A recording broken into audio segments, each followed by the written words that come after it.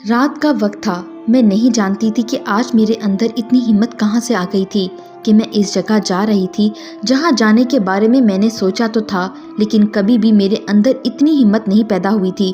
اور آج میرے قدم اس طرف بڑھ رہے تھے۔ قدم قدم پر مجھے احساس ہوتا کہ کہیں کوئی میرے پیچھے تو نہیں آ رہا۔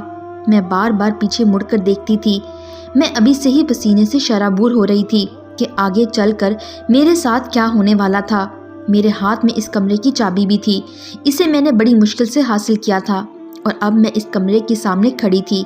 میں نے کانپتے ہاتھوں سے چابی کو تالے میں ڈالا اور چابی گھمائی۔ ایک نظر میں نے پیچھے پلٹ کر دیکھا پر پیچھے کوئی نہیں تھا۔ میں نے دروازہ کھولا تو کمرے میں اندھیرا تھا۔ میں نے جیسے ہی لائٹ آن کی، میری آنکھیں سامنے کے منظر سے پھٹی کی پھٹی رہ گئیں۔ وہاں کچھ ایسا موجود تھا جسے دیکھ کر میری روح تک لرز اٹھی تھی۔ میرا نام اشنا ہے اور میں 5 بھائیوں کی اکلوتی بہن تھی۔ میرے والد صاحب علاقے کے سب سے با اثر، نیک اور امیر انسان تھے۔ علاقے میں میرے والد صاحب کی بہت عزت تھی۔ لوگ اپنے مسائل حل کروانے کے لیے ان کے پاس آتے تھے اور وہ جرگوں میں بھی جایا کرتے تھے۔ وہ بہت دیانتدار اور نیک انسان مانے جاتے تھے۔ میرے 5 بھائیوں کو میرے والد صاحب نے ملک سے باہر بھیج دیا تھا کیونکہ ہمارے خاندان میں لڑکے تعلیم حاصل کرنے کے لیے ملک سے باہر جاتے تھے، جبکہ لڑکیوں کی تعلیم گھر میں ہی کروائی جاتی تھی۔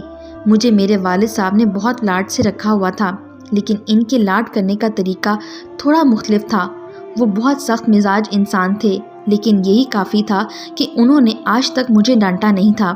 ایک دفعہ انہوں نے مجھے تھپڑ مارا تھا اور وہ بھی اس بات پر کیونکہ میں نے ایک ایسی جگہ جانے کی کوشش کی تھی جہاں حویلی میں کسی کو بھی جانے کی اجازت نہیں تھی، اور وہ تھی 3ری منزل، جہاں پر ایک کمرہ بنا ہوا تھا جہاں کوئی بھی نہیں جاتا تھا۔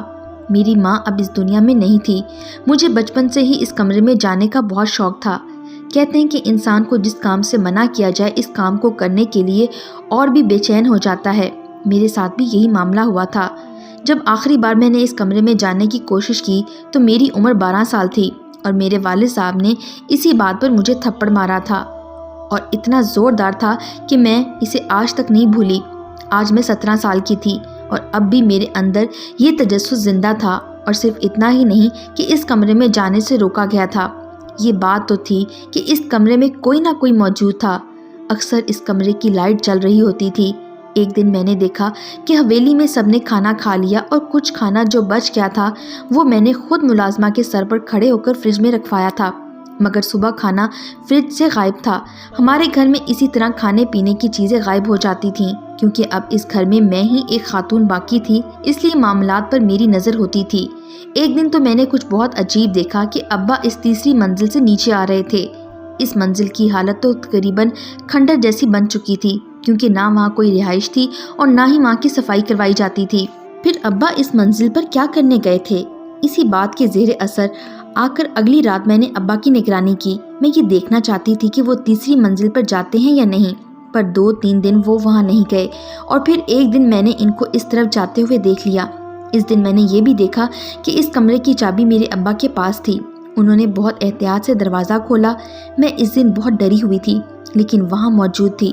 دروازہ کھولا تو اس کمرے میں بہت اندھیرا تھا۔ یہ تو طے تھا کہ وہ کمرہ بہت بڑا تھا۔ میرے ابا نے کمرے میں لائٹ آن کی، بلکہ پہلے دروازہ بند کیا اور اس کے بعد لائٹ آن کی، جس سے میں یہ دیکھ نہیں پائی کہ اندر کون ہے۔ ابا اس کمرے میں 4 گھنٹے تک رہے تھے، اور 4 گھنٹے بعد جب صبح کی اذان ہونے کو تھی تو ابا اس کمرے سے نکل کر اپنے کمرے میں چلے گئے اور کمرے کو پھر سے تالا لگا دیا۔ اب تو میں سر سے لے کر پاؤں تک تجسس سے بھر گئی تھی۔ وہاں 4 گھنٹے تک ابا کا کیا کام تھا؟ بھلا کوئی ایک خالی کمرے میں 4 گھنٹے تک کیا کر سکتا ہے؟ میں نے ارادہ کر لیا کہ میں یہ جان کر ہی رہوں گی کہ اس کمرے میں کون ہے، لیکن اس کے لیے مجھے سب سے پہلے اس کمرے کی چابی حاصل کرنی تھی، اور یہ کام بھی بہت مشکل تھا۔ میں نے چابی چوری نہیں کی بلکہ اس کا نشان ایک صابن کے ٹکڑے پر لے لیا تھا اور حویلی کی سب سے بھروسہ مند ملازمہ سے کہا کہ وہ چابی بنوا کر لائے۔ 1 ہفتے تک چابی میرے ہاتھ میں آ چکی تھی جو بالکل اس کی نقل تھی۔ قسمت سے ابا رات کے لیے کہیں گئے ہوئے تھے، مجھے بتا کر گئے تھے کہ رات کو گھر نہیں آئیں گے، اس لیے مجھے یہ آج رات ہی کرنا تھا۔ میں ڈری ہوئی تو بہت تھی، پر میں نے ارادہ کر لیا کیونکہ آج کی رات کا ہی میرے پاس موقع تھا۔ رات کا وقت تھا۔ میں نہیں جانتی تھی کہ آج میرے اندر اتنی کہاں سے ہمت آ گئی تھی کہ میں اس جگہ جا رہی تھی۔ میں جانتی تھی کہ اگر آج میں پکڑی گئی تو ابا نے مجھے یہاں دیکھ لیا تو صرف تھپڑ سے کام نہیں چلے گا، شاید وہ مجھے بھی حویلی کی کسی کمرے میں بند کر دیں گے۔ کمرے میں داخل ہوتے ہی سامنے کا منظر حیران کن تھا۔ میری سوچ اس تک کبھی گئی ہی نہیں تھی کہ اس کمرے میں کیا ہو سکتا تھا۔ اس کمرے میں 5 خواتین قید تھیں، جس میں سے ایک عورت بہت بوڑھی لگ رہی تھی اور 4 خواتین تقریباً میری عمر کے آس پاس کی تھیں۔ وہ 4 لڑکیاں شاید مجھ سے کچھ سال بڑی یا کچھ سال چھوٹی معلوم ہو رہی تھیں۔ ان کی حالت بہت بری تھی۔ ان کے کپڑے پھٹے پرانے اور ان کے سونے کے لیے کمرے میں صرف ایک چٹائی تھی۔ کمرہ بہت گندا تھا۔ کمرے کو شاید وہ خود ہی تھوڑا بہت صاف کر لیا کرتی تھیں، اس کی وجہ سے وہاں ایک عجیب سی بو آ رہی تھی۔ وہ عورتیں کم اور روئیں زیادہ لگ رہی تھیں کیونکہ ان کی حالت ہی اس قدر ابتر تھی۔ ابھی میں کھڑی حیران ہو کر ان کو دیکھ ہی رہی تھی کہ ان میں جو بوڑھی عورت تھی وہ آ کر میرے گلے لگ گئی اور مجھے پاگلوں کی طرح خود میں سمانے لگی۔ میں اس کی حرکت سے ڈر گئی۔ چونکہ میں اس کی حرکت کی وجہ نہیں جانتی تھی، میں اسے خود سے دور کرنے لگی اور اسے دھکا دے کر دور کیا۔ یہ کیا کر رہی ہو تم؟ کون ہو؟ تمہیں یہاں کس نے قید کیا ہے؟ کون ہو تم؟ سچ مجھے بتاؤ۔ میں خود بھی بہت ڈری ہوئی تھی، لیکن میں یہ جاننا چاہتی تھی کہ وہ سب کون تھیں۔ انہوں نے میرے سوال کا جواب نہیں دیا بلکہ آپس میں باتیں کرنے لگیں۔ ایک لڑکی نے اس بوڑھی عورت کو کہا، آپ کو کیا ہو گیا ہے ماں؟ کیا آپ اس لڑکی کو جانتی ہیں؟ تو وہ بوڑھی عورت روتے ہوئے کہنے لگی، یہ تو میری اشنا ہے، میں اسے کیوں نہیں پہچانوں گی؟ یہ بات سن کر میں اور وہ 4 لڑکیاں بھی حیران و پریشان رہ گئیں۔ وہ بوڑھی عورت بہت زیادہ رو رہی تھی۔ روتے روتے کہنے لگی، میں تیری ماں ہوں، میری بچی میرے پاس آ جا۔ میں جانتی تھی کہ وہ میری ماں نہیں ہے۔ میری ماں کا نام تو فہمیدہ تھا، جس کی تصویر میں نے دیکھی ہوئی تھی اور 15 سال تک میں انہی کے ساتھ رہی تھی۔ جب میں 15 سال کی تھی تو فہمیدہ بی بی یعنی میری ماں اس دنیا سے چلی گئی تھی۔ یہ عورت میری ماں کیسے ہو سکتی تھی؟ میں نے تجھے آج سے پہلے کبھی نہیں دیکھا۔ لڑکیاں اس عورت کو اپنی ماں کہہ رہی تھیں اور وہ عورت مجھے اپنی بیٹی کہہ رہی تھی۔ بات کی کچھ سمجھ نہیں آ رہی تھی۔ وہ عورت روتے ہوئے بار بار مجھے اپنی طرف بلاتی تو کبھی میری طرف بڑھنے کی کوشش کرتی۔ میں جھنجھلا گئی اور چلا کر بولی، تم سب کون ہو اور یہاں کیا کر رہی ہو؟ تو وہ عورت مجھے بتانے لگی کہ وہ کون ہے۔ اس نے کہا کہ میرا نام کرن ہے اور میں تمہاری ماں ہوں۔ یہ چاروں ہی میری بیٹیاں ہیں، تم بھی میری بیٹی ہو، اور وہ 5 بھائی جن کو تم اپنا بھائی کہتی ہو بھی میری اولاد ہیں۔ میں اس دنیا کی سب سے بد نصیب ماں ہوں۔ تمہارا باپ ملک کامران جو آج اس علاقے کا ولی وارث بنا پھرتا ہے، کبھی اس کے پاس 2 وقت کی روٹی بھی نہیں ہوتی تھی اور یہ دولت کمانے کے مختلف طریقوں میں رہتا تھا۔ اس کو ایک پیر بابا ملا جس نے اس کو ایک عمل بتایا۔